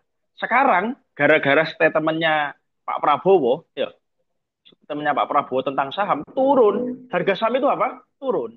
Tapi apa? Habis itu naik. Kemungkinan kan bentar lagi ini bakal naik. Iya. Jadi naik terus pas ketika 1 tahun yang asalnya 300 juta, sekarang itu misalkan jadinya cuma 190 juta. Iya. Tapi pas ketika akhir tahun, waktu sampean apa namanya? Misalkan sampean naruh bulan Ramadan sekarang. Bulan apa namanya? Bulan Muharram. Sekarang lagi turun 109 jadi 190 juta. Habis itu Muharram lagi balik di 250 juta. Maka apa? Maka nominal yang wajib sampean zakati itu bukan 300, bukan 250, tapi yang wajib dizakati adalah 190 juta. Berapa? 2,5% dari 190 juta. Itu merupakan milkun yang tam. Kepemilikan yang sempurna. Yang bisa sampean zakati. Tapi kalau yang selain itu nih boten. Ya, makanya tadi memang zakat itu seperti itu nggih, ngapunten nggih, Mbak. Jadi kadang Gus, saya itu naruh saham tujuannya biar keluar dari inflasi 3% setiap tahun, tapi kok justru malah sekarang berkurang terus wajib dizakati. Nah, ketika kayak gitu, maka apa? Maka memang kewajiban zakat itu semacam niku nggih. Jadi semacam niku. Terus ini ada tanggapan nopo mau? Itu nominal sesuai nominal kecil. Ah, nggih. Ya, jadi itu nominal nominal terkecil ya. Itu nominal terkecil. Terus mungkin kalau tadi nggih, tadi tanya mengolah rasa dan pemikiran seperti itu. Mungkin mengolah rasanya kayak gini, Mbak. Kalau saya pribadi ya, Mbak. Kalau saya pribadi mengolah rasanya. Dengan kita memberikan sesuatu pada orang lain, ini secara tidak langsung itu apa? Mengurangi resiko balak yang terjadi pada kita. Apunten ya. Daripada, mohon maaf ya, wis gak apa-apa lah, daripada aku oleh balak, saya mendapatkan cobaan, ternyata gara-gara cobaan ini uang saya justru lebih besar yang hilang. Maka lebih baik saya mengeluarkan sekarang. Secara sadar. Daripada Allah menarik terhadap uang kita secara tidak sadar. Mending apa? Mending kita. Yang apa namanya? Memberikan kepada orang lain secara sadar. Karena seperti Kita tahu ya, sodakoh tusir tudfi'u ghodobar rob. Jadi sodakoh dalam keadaan sembunyi-sembunyi itu akan apa namanya menghilangkan terhadap amarah Tuhan. Nah, ini gini. Samen coba misalkan ngapunten ya, ngapunten kalau samen pengen nyoba. Coba samen ternyata 1 tahun itu nggak membayar yang namanya zakat. Itu mohon maaf, pasti ada saja penyebab sekiranya uang sampean itu berkurang lebih besar daripada nominal yang sampean zakat. Nah, untuk bila misalnya. Nah, ini dengan kita menanamkan semacam ini, lalu menanamkan bahwa kata kata Allah itu ya, wa fi amwalihim haqqul lisaili wal mahrum. Pada harta mereka itu sebenarnya terdapat hak bagi orang yang meminta dan orang yang tidak meminta. Berdasarkan ayat-ayat ini, maka semakin kita terasa bahwa zakat ini bukan hanya kewajiban, tapi sudah menjadi kebutuhan bagi diri kita. Lalu selanjutnya, selanjutnya zakat kepada kakak ipar. Ya. Ipar itu kalau misalkan ipar itu tidak wajib kita nafkahi dan dia merupakan orang yang memiliki sifat berhak menerima zakat, maka boleh. Hukumnya boleh untuk memberikan zakat kepada dia. Tidak apa-apa. Nggih. Pokoknya itu ya, pokoknya ipar sampean ini bukan merupakan orang yang wajib dinafkahi oleh sampean. Karena misalkan apa namanya dia terhalang mendapatkan pekerjaan, terus apa namanya orang tua sudah nggak ada, itu loh guys, sampean nggak apa, orang tua sudah nggak ada, sehingga sampean yang menafkahi adik ipar ya, adik ipar yang masih yang itu masih belum dapat kerjaan, ini tidak boleh kalau sampean yang wajib nafkahi. Tapi kalau sampean nggak wajib nafkahi, karena umumnya gini ya, karena dia nggak bisa bekerja, tapi kan sudah bisa untuk sekiranya mendapatkan pekerjaan, maka dia nggak apa-apa menerima zakat yang sampean berikan. Mungkin itu guys untuk pertanyaan pertama. Bisa dipahami ya Mbak Aira nggih. Jadi harus ditanamkan keyakinan bahwa sedekah atau zakat ini tidak apa jenis justru tidak merugikan kita, tidak mengurangi harta kita, tapi justru akan membersihkan harta kita. Jadi misal jenengan setahun kok nggak sedekah bisa jadi atau tidak zakat bisa jadi nanti eh, dalam jangka waktu setahun itu akan keluar uang yang lebih besar daripada kewajiban kita bersedekah begitu. Terus seperti yang dijelaskan Gus Ebi tadi, diulang dari pertemuan-pertemuan yang kemarin ketika ada investasi atau saham itu, dalam jangka waktu setahun itu nanti yang diambil adalah nominal terkecil. Ketika nominal terkecil ini sudah mencapai nisab, berapa? Sekitar 120 juta itu, baru nanti wajib sedekah. Jadi misal jenengan dalam setahun itu kadang di bulan pertama naik 300 juta, di bulan kedua 200 juta, di bulan ketiga berapa juta, nanti diambil dalam jangka waktu setahun ini adalah nominal terkecil. Tapi kalau dalam setahun ini kok eh, nominal terkecilnya tidak mencapai satu nisab, itu nanti tidak wajib zakat. Karena dalam setahun ini dianggap sebagai milik yang tam atau milkun tamun atau kepemilikan yang sudah sempurna. Lalu untuk zakat mal apakah boleh diberikan kepada ipar? Kalau ipar itu menjadi tanggungan kewajiban kita menafkahi ya tidak boleh zakat karena sudah wajib nafkah. Baru ketika dia tidak wajib dinafkahi dan dia belum punya pekerjaan atau memang belum mampu itu nggak masalah di zakati. Monggo Gus Farid ini ada pertanyaan lagi Gus Farid. Oke, oke. Tapi tadi catatan iparnya ini ya, pastikan jangan ipar adalah maut ya. Ya ipar adalah maut. Ya itu berbahaya itu Gus. Bahaya. Moga tetepan sedekah ya foto zakat tetepan. Ampun ampun Tuson. Mic-nya Gus. Mic-nya Gus Ya Farid. sudah. Oke, Oh, ini Farid. dari Mbak Paramita nggih. Terkait Oke. sedekah salah satunya untuk kerabat pandangan jenengan dengan istilah sandwich generation dalam kaitannya dengan sedekah kepada keluarga terdekat pripun. Caibit. Oke.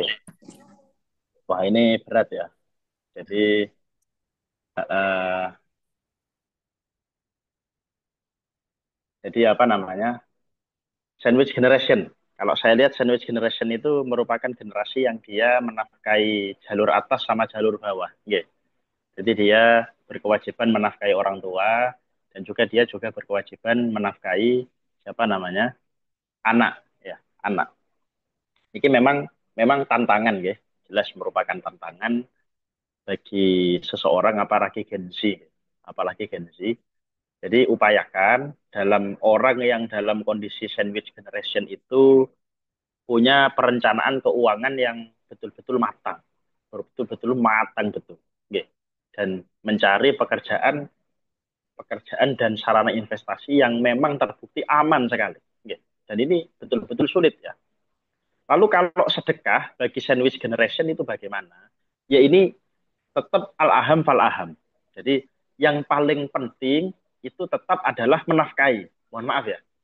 Jadi sama halnya kayak gini. Mohon maaf ya. Kalau kita boleh jujur, bersedekah, tapi Samen masih punya utang, itu kira-kira yang lebih utama yang mana? Itu ya. Misalkan siapa? Mas Farid itu, kalau waktu ada orang minta sumbangan dikasih terus. Tapi utangnya ke Gus Fasrori nggak dibayar-bayar. Berarti gitu. Nah, kalau dalam kondisi kayak gini, ini sebenarnya ada yang keliru, keliru orientasi. Sebab apa? Sebab membayar hutang itu adalah wajib, bersedekah itu adalah apa? Sunnah.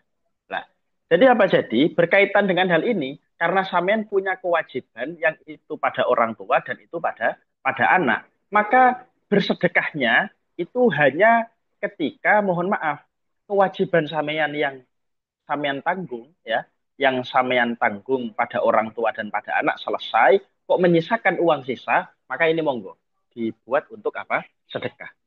Tapi misalkan kok seandainya sampean uangnya hanya cukup untuk menafkahi saja dan ini tidak cukup, misalkan ketika dibuat untuk sedekah, maka mana yang lebih diutamakan? Mohon maaf kalau saya pribadi yang diutamakan tetap wajib adalah pada siapa? Nafkah. Yes. Dan tentunya kalau ada nominal yang lebih untuk bersedekah, ini upayakan sedekahnya jangan diberikan kepada orang tua atau diberikan kepada siapa? Anak. Karena dia sudah mendapatkan reward berupa nafkah. Maka upayakan berikan kepada orang lain. Misalkan berikan pada moderator yang ada di sini. Insya Allah terima ini Mbak Paramita. Ya, kalau apa namanya bingung untuk mencari tempat buat bersedekah ini nerima insya Allah yang ada di sini. Itu mungkin gitu, guys. Mungkin gitu. Terus ini sedikit nanggapi tadi ya, berkaitan sama apa namanya Mbak Ayun itu. Maksudnya uang profesi saya ditabung di saham lagi. Jadi maksudnya kalau uang profesi itu tidak wajib ketika sampean baru menerima uang cash. Sampean misalkan jadi dokter, ya, jadi dokter. Terus jadi dokter bayaran 1 bulan andaikan 10 juta atau andaikan 20 juta. Nah ini biarkan dulu di tabungan saham. Ditabung di saham, terus ditabung di saham. Pada akhirnya nominal itu sampai pada nominal yang wajib untuk dizakati. Kita andaikan 150 juta. Ya, baru ketika itu sudah mengendap selama 1 tahun, masa 1 tahun setelah uang yang sampean taruh itu mencapai 150 juta, ini wajib untuk dikeluarkan zakatnya. Ya, kalau bingung cara penghitungan dan menyalurkan, nanti bisa langsung menghubungi ini Lazisnu ini ya, biar langsung direct dan disalurkan kepada orang yang tepat. Mungkin itu ya untuk pertanyaannya.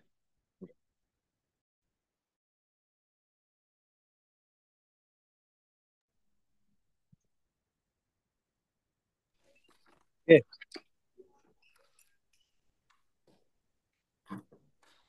Sudah bisa dipaham ya teman-teman ini ya, tentang penjelasan dari pertanyaannya Gus Ebit tadi. Eh, ada ini dari Mas Afrizal Kosim, bisa dibacakan Gus Farid. oke, siap. Ini dari Mas Afrizal Qasim ini eh, di tengah deflasi 5 dari komoditas yang terdampak, 4 ada sektor pangan. Nah, ini petani ngeluh, rakyat lesu. Di samping salah satu dampak dari RUU TNI, yang mungkin Cak Ebit pernah sampaikan ada food estate, di mana tata kelola ketahanan pangan dipasrahkan ke TNI. Sudah terjadi di Papua. Khawatirnya mereka tidak benar-benar garap sektor primer, justru sekunder. Nah, dalam potret food estate, apakah zakat mal atau profesi bisa ditasarufkan kepada BUMDes atau kelompok atau komunitas tani dengan niatan ngamanin lumbung kemakmuran bagi masyarakat. Nah, kata Mbak Hasim kan petani itulah penolong negeri. Gitu. Nah, itu gimana, Cak? Ini masuk ini usulan dari Mas Afrizal Kosim. Nggih. Oh, jadi ikut anu ya, ikut meramaikan kemarin itu mohon maaf ya. Itu saya coba bikin rame-rame itu di medsos itu ya. Bikin apa namanya tolak RUU TNI.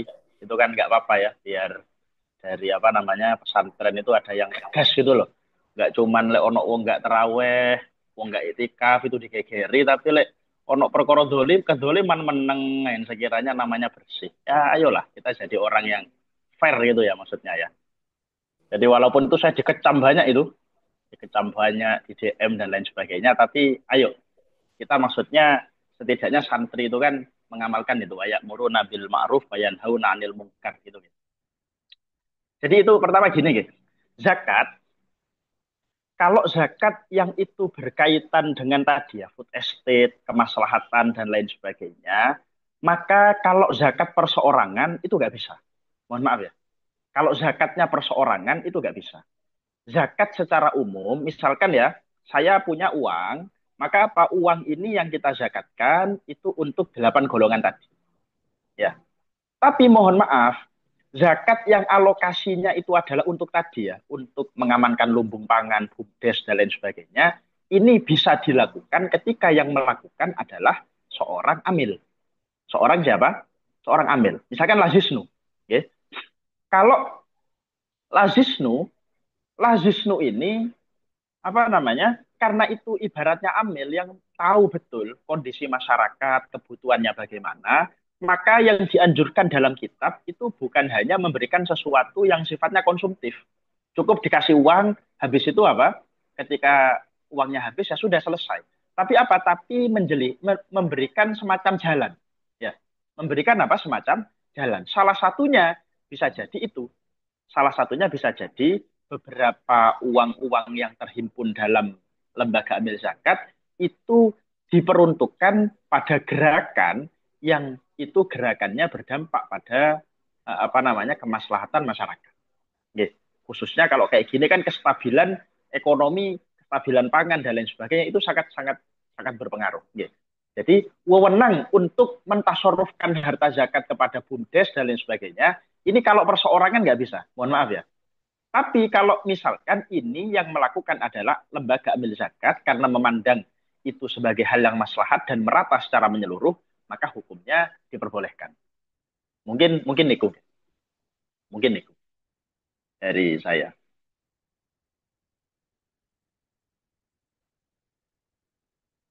Oke, makatan Mas Afrizal nggih. Kalau untuk urusan-urusan yang besar gitu tuh kan kita kan ada Basnas juga kan tadi itu tadi. G, G, Gitu ya. Basnas juga ya. Ya. Nggih.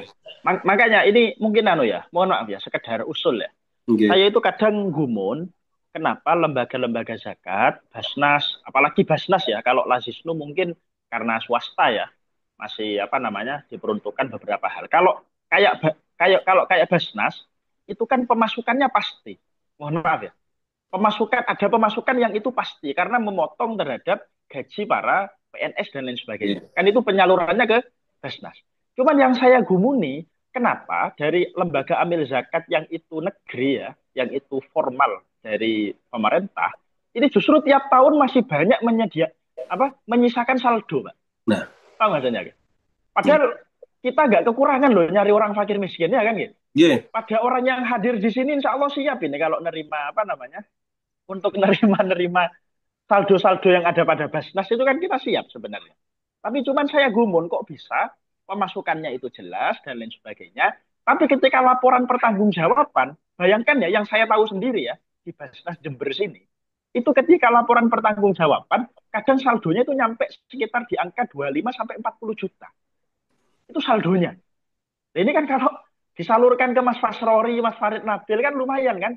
Malah wis apa ya pemasukannya nggak ngenteni wong mati untuk tahlilan kan ibaratnya kan. Coba saya nyari KTP Jember dulu, Gus. Ya mungkin semacam itu ya, semacam itu. Ya, kadang-kadang kan saya juga mikirnya gitu, apa Cak, bahwa Yeah. jangan-jangan ini yang minta-minta ke rumah kita pengemis-pengemis independen itu Iya, loh, iya. pengemis-pengemis Iya, indie itu iya. harusnya langsung ke kantor Basnas saja minta gitu. Iya. Jadi sedekah Iya. ini kalau Basnas kan terlalu formal gitu loh, Tat. Gitu. Nggih, Mbok nggih, ya nggih. sing Nggih. sing urusan-urusan Langsung non lah ya. formal guys juga disediakan itu loh. Iya. Pengemis-pengemis Iya langsung itu. diarahkan ke kantor Basnas untuk minta langsung kan gitu. Itu tujuan sedekahnya kan di situ, nggak jadi program Iya. kerja tahunan gitu. Mintanya ke orang yang anu kayak kita yang itu kan butuh disedekahi juga kan ya. Oke, Gitu. beres. Itu. Gus, Apalagi Gus, banyak sisa itu. Iya, melanjutkan pertanyaan tadi, Gus. betul betul siap Nggih, siap. monggo, monggo. Nggih. Yang kalau ngendikanin jenengan kan kalau itu zakatnya perseorangan itu tidak boleh ditasarufkan ke kemaslahatan, harus ke 8 golongan itu nggih. Tapi kalau itu dari ibaratnya Amil. amil atau basnas ya, itu kan bisa ke kemaslahatan. Kalau misal seperti ini, seperti basnas, lazisnu dan lazismu Muhammadiyah itu kan sudah Nggih. diberi legalitas atau mandat dari pemerintah. Kemudian dari lazisnu untuk kemaslahatan itu boleh nggak? Karena itu kan Boleh, sudah boleh. diangkat dari Nggih. pemerintah juga. Nggih, boleh. Karena kan sudah mendapatkan mandat ya, termasuk bagian dari UPZ itu ya. Termasuk bagian dari apa namanya UPZ dan itu merupakan lembaga amil ya, diakui sebagai lembaga amil, maka untuk pentasarufan ini cenderung apa namanya? Cenderung lebih luas, lebih bebas daripada ketika pentasarufannya itu hanya terbatas pada diri sendiri. Makanya pengapunten, pengapunten ya kalau dalam teori fikih ya Mas, kita misalkan ini kita ketika membayar zakat fitrah ini bukan saya anu ya, bukan saya karena saya diundang sama Lazis, bukan. Tapi kalau kalau secara fikih zakat fitrah yang paling utama itu diamil, ya, bukan kita sendiri. Yang pertama itu adalah pada amil, amil zakat, lazisnu, basnas dan lain sebagainya. Baru yang kedua itu yang lebih utama adalah diri sendiri. Kita langsung membayar zakat. Kita berikan kepada orang yang membutuhkan. Baru yang ketiga lewat wakil, lewat panitia zakat dan lain sebagainya. Itu loh, gitu. Mengapa kok demikian? Karena gini Mas, kalau ketika kita zakat, lalu langsung kita berikan kepada amil zakat, langsung kewajiban itu gugur. Zakat kita langsung sah. Ya. Entah itu mohon maaf ya, ternyata pada prakteknya sama lazisnu itu dimakan sendiri, diberikan pada orang yang tidak tepat dan lain sebagainya, itu sudah tanggung jawab amil. Yang pasti apa? Kita gugur kewajiban zakat. Beda kalau misalkan, mohon maaf, kita lewat panitia zakat yang ada di masjid. Kita misalkan ya lewat panitia zakat, kita berikan pada panitia, ini zakat saya. Ternyata oleh zakat kita masih belum gugur selama apa namanya beras yang kita berikan itu belum diberikan kepada orang yang berhak. Nah ini makanya salah satu apa namanya keistimewaan menjadi amil itu seperti ini. Itu Gitu. berarti juga diperuntukkan bagi amil-amil yang diangkat dari desa, Gus. Biasanya kan setiap desa itu Nggih, nggih. ada Kepanjangan satu tangan. atau dua ya Nggih, yang diangkat resmi dari Basnas. Ini amil nggih, yang di nggih. desa-desa ini juga boleh mentasarufkan secara maslahat, boleh nggak, Gus? Nggih, nggih. Secara masalah nggak apa-apa. Pokoknya dia memang dapat surat SK gitu ya, Mas. Oke, Surat sudah SK dapat surat SK. bahwa itu merupakan masih bagian dari lembaga amil zakat yang mendapat perizinan langsung dari Kemenak atau dari pemerintah. Itu mungkin. Ya. Monggo teman-teman, masih ada pertanyaan lagi? Apakah ada yang mau bertanya lagi, monggo, sebelum ditutup sama Gus Jangan Farid? jangan tanya soal RUU TNI ini ya. Rame mana gitu. Aku wis rada tenang aku ini.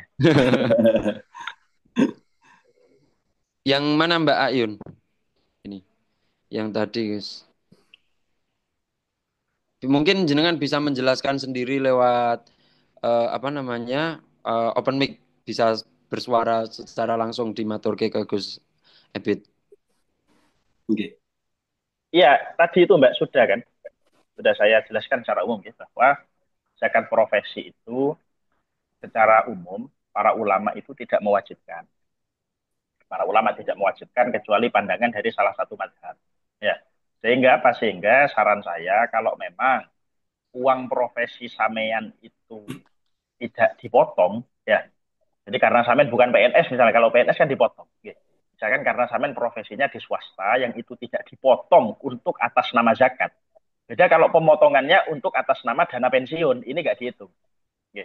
Kalau uang profesi sampean itu tidak dipotong, tapi ternyata masih belum satu nisab karena gaji ya, kan gaji sampean berapa 10 juta satu bulan, ini apa niki dikumpulkan sampai menuju 150 juta 150 juta sampean masukkan saham Nah, maka apa? Baru wajib zakat itu adalah ketika uang yang 150 juta ini mengendap tetap dan tidak berkurang di bawah nominal nisab zakat, misalkan di bawah nominal 120 juta, ya, itu menetap selama 1 tahun.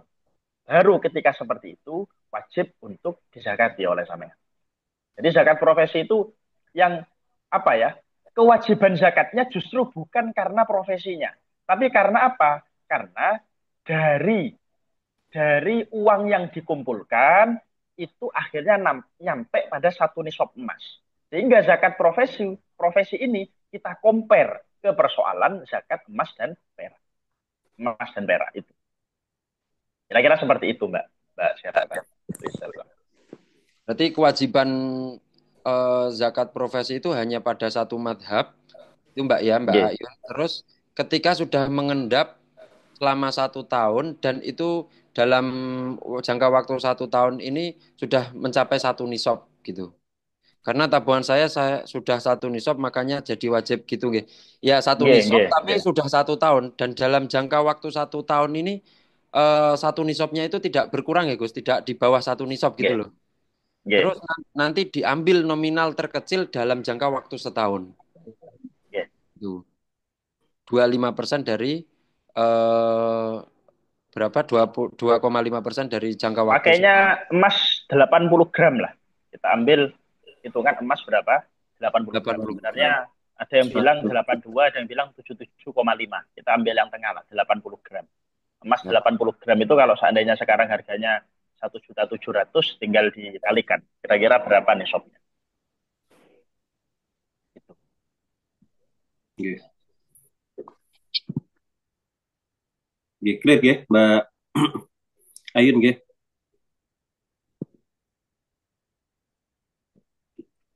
Oke. Baik, monggo teman-teman satu pertanyaan lagi. Satu pertanyaan lagi nggih. Ini sampai Satu. jam berapa nih Tika ini kita? Apa karena pertemuan terakhir jadi bonus sampai jam ini, jam tahajud. Masya Allah. Terlalu malam nggih. Berapa Cak Abid ini pertanyaan lagi atau Monggo, dicukupkan? monggo. Monggo, Monggo, dari akan. monggo teman-teman yang mau bertanya, mumpung masih bersama Jadi Cak Epit ini, kita nggih. bahas sedekah. Wah, ini kayak Satu Neng atau dua Firma, gak apa-apa. Neng Tika, Cak Epit ini adalah orang-orang yang ahli sedekah, nggih. Wong beliau itu juga sibuk ngurusi pondok, ngurusi santri di dunia nyata, masih menyedekahkan waktunya untuk kita di dunia online ini kan termasuk ahli-ahli sedekah. Semoga besok kuburan kita ada AC-nya begitu, amin. Amin, amin. Amin. Asine sing Daikin mereke. Yang paling melarang nih. Nggih. Ini Gus Oh, pertanyaan nih. Gus Farid, monggo. nggih, ini dari Mbak Mimin Mitasari nggih, ini adminnya ini ya, Nyantri Kilat, Mbak Mimin. Sedekah untuk orang yang sudah meninggal, Gus minta penjelasannya gitu. Artinya boleh atau enggak atau bagaimana hukumnya gitu. Ya nggak Mungkin apa-apa. sedekah atas nama orang yang sudah meninggal gitu, nggih. Ya, Pahalanya. Nggih. ya. Itu tidak apa-apa ya kalau versi para ulama bahwa kita salah satu bentuk birrul walidin kita, ya.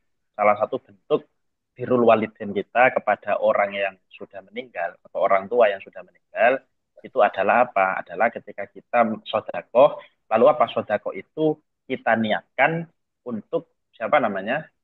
Untuk orang yang sudah meninggal. Dan itu dalil-dalilnya kuat ya, dalil-dalilnya kuat. Termasuk dalil-dalil soal haji itu ya. Orang sudah wajib haji kan kan bilang kan kata Nabi Muhammad bahwa orang yang sudah meninggal kok dihajikan oleh kita, maka itu pahalanya tetap ngalir ke siapa namanya orang yang sudah meninggal. Ini keyakinan kita selaku ahlus sunnah wal jamaah. Nggih. Niku nggih. Itu kayak ini ya Gus ya. Biasanya kan kalau ada orang meninggal di desa-desa itu kan ditahlili 7 hari terus Nggih, nanti 7 hari. depan rumah ngasih makan itu kan Nggih. salah satu Nggih. bentuk makanan yang Ya, disuguhkan atau berkat atau takir kalau ini bahasa Kediri. ya, ini Mas Fasrori, kalau sampean anu ya biar jadi materi tahlil atau materi anu gitu ya. Ini saya tak kasih spill materi sampean. Nggih.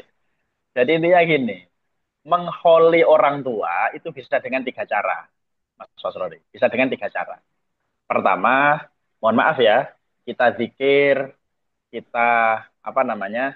Kita zikir, kita melakukan melakukan sholat dan lain sebagainya, melakukan ibadah, baca Quran, itu kita niatkan untuk orang tua yang sudah meninggal. Ini kan nyampe. Ini merupakan bentuk kita ngeholi ke orang tua. Ngeholi saya nggak bondo, paham nggak maksudnya ya? Nggih. Ngeholi saya nggak ngetokno bondo. Yang kedua, itu adalah apa? Cara ngeholi yang kedua, kita memberi makan, kita sodako pada orang, itu kita niatkan untuk orang tua. Ini cara kedua. Cara ketiga, itu adalah apa? Mengakrabi atau mengumpulkan orang-orang yang dekat dengan orang tua kita. Karena abarul bir antasila ahlawudi abi. Itu ada kan? Birrul walidain yang paling utama itu adalah kita bersilaturahim kepada orang yang dekat dengan orang tua kita. Dan ternyata para ulama wali songo itu keren. Ngadakan tahlil, ini yang mana di dalamnya ada pembacaan ayat-ayat, pembacaan tahlil, ya kan gitu. Baca Yasin, itu ditawasuli gawe wong tuane awake dhewe. Itu dapat poin yang pertama. Habis itu dikasih makan kan ya? Dikasih apa? Makan yang sedekahnya kita untukkan untuk orang tua. Yang ketiga, yang hadir itu tetangga, pasti orang yang dulu dekat dengan orang tua kita. Nah, ini bisa jadi kulaan apa namanya? Kulaan sampean lek ngisi kultum atau apa itu lumayan ya. Ya kan Kalau ya. catat Gus nih, saya tuh nih kalau catat. Boleh Farid jangan dibagi lupa. ya, dikirim ke aku ya. Oke. Nanti. Ini Gus, Mbak Ayun masih ada Monggo, pertanyaan monggo. lagi dari Mbak Ayun. Monggo. Yang Nggih. masalah gramnya itu tadi sama ini Gus Farid bisa dibacakan. Oke, ini tadi yang gram-gram tentang nisabnya apa zakat profesi itu 80 apa 85 gram, gitu. Soalnya di Nggih, online niki hitungnya di ya, bawah 80 juga. Yang benar pripun Gus nggih. itu.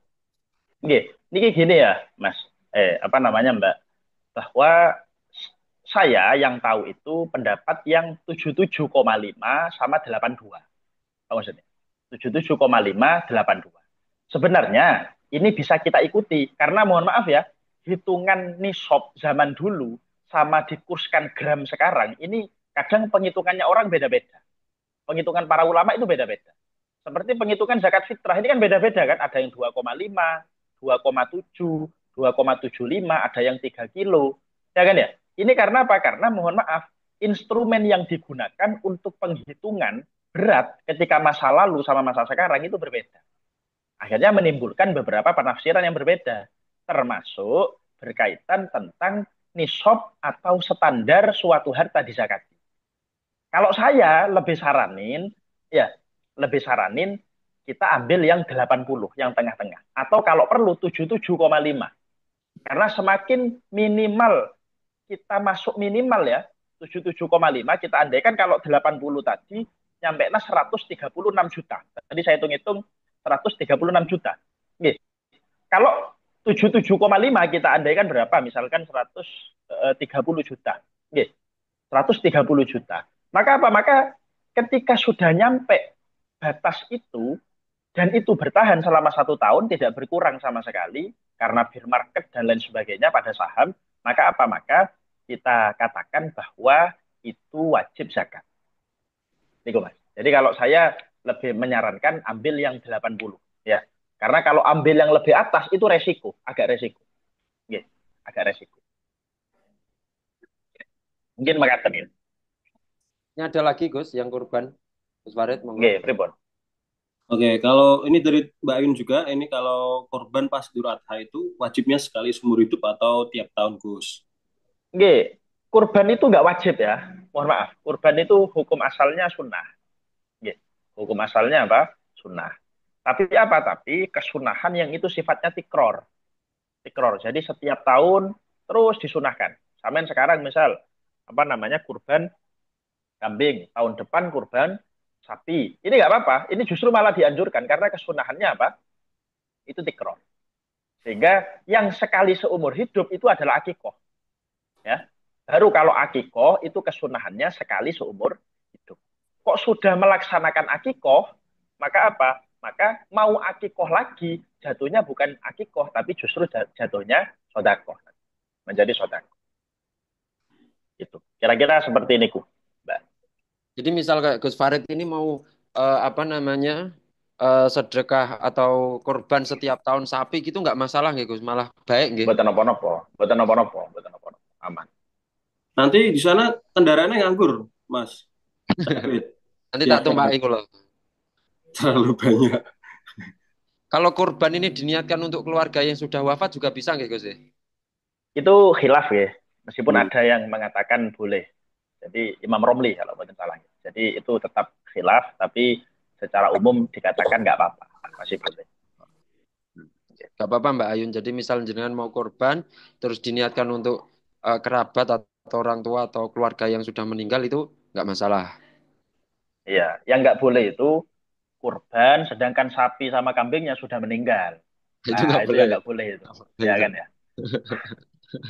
Yang kurban masih hidup tapi sapi sama kambingnya sudah meninggal itu nggak boleh. Nggih, nggih. Mungkin seperti niku nggih, kira-kira. Iya.